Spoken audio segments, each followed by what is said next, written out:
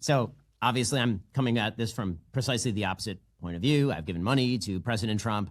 I've campaigned with President Trump. I brought President Trump to Rabbi Menachem Mendel Schneerson's Ohel on October 7th, where he met with hostage families. So I'm very involved in this campaign. So I'm going to use a bit of a different model. I think that Sam is coming from the point of view that Trump is preemptively disqualified from the race. Just period, start to finish, we're done. And that ends the calculation. For me, the question is, were you better off in 2019 or are you better off in 2024? And the way that I view this political race is that basically you have this strainer that is American politics. That's the... What is going on, everybody? Lucas here. Sam Harris and Ben Shapiro sat down before the election and laid out exactly why they were voting the way they were voting.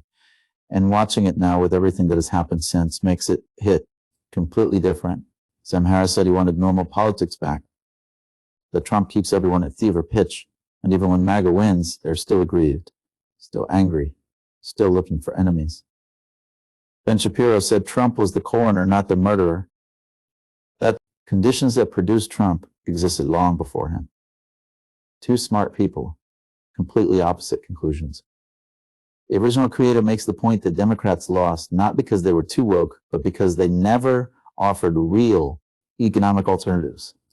Full breakdown at the end. Subscribe, and let's get into it. That really is the whole story for me. I mean, this is I would be voting against Trump with more or less anyone, because what I want really is normal politics, right? I mean, the fact that politics has taken up so much of our bandwidth of late, for 8 years, 9 years at this point, is a sign that something's wrong, right? And Trump is at the very center of that.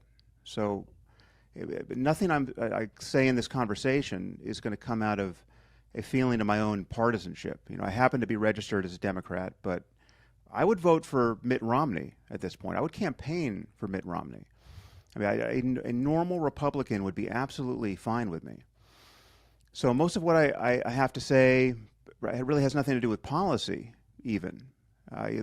Trump has announced some policies that I would disagree with, and we can talk about those. But the real issue for me is that Trump is the most divisive political figure to appear in my lifetime.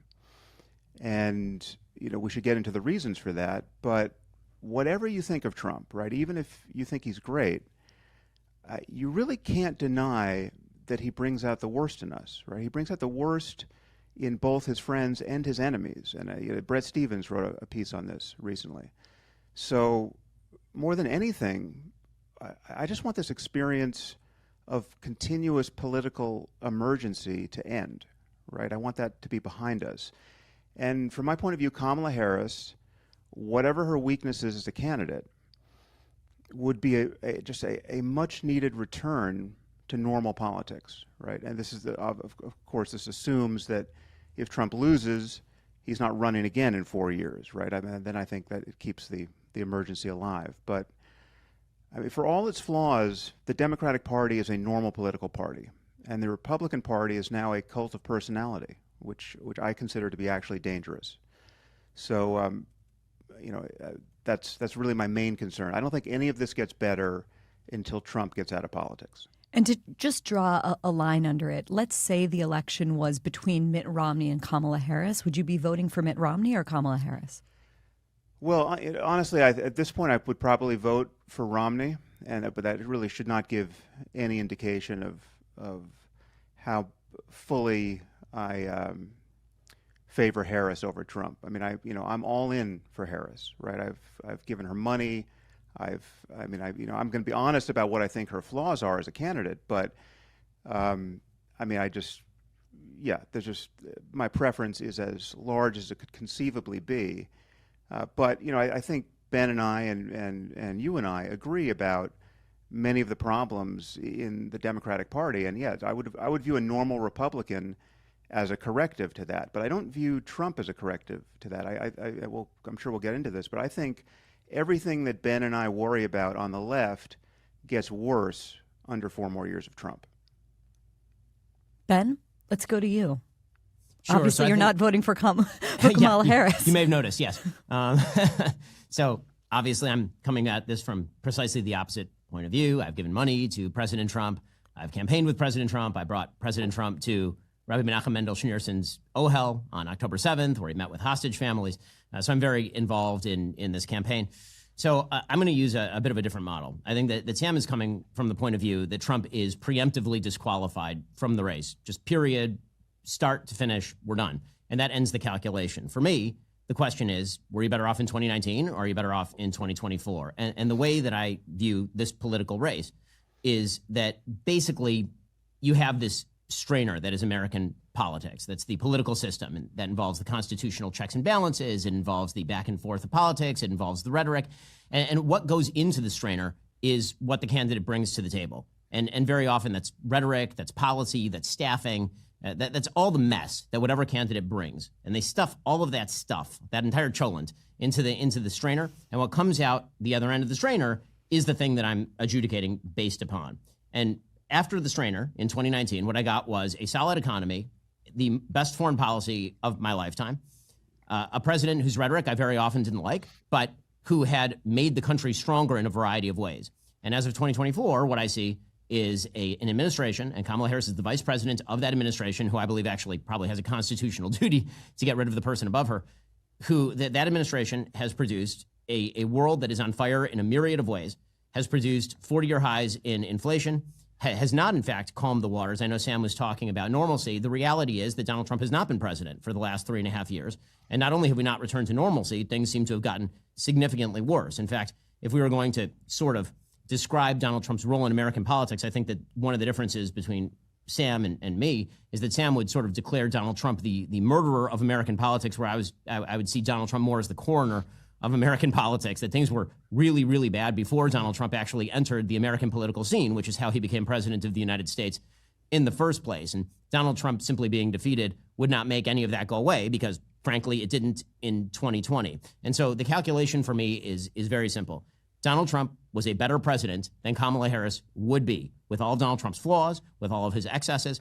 And because we do have a very robust and durable constitutional system, almost built to hem in his flaws and excesses, what that means is that I get a lot of good policy that I wouldn't get with Kamala Harris. I do get a stronger American presence on the world scene with regard to America's allies. I get a better economy.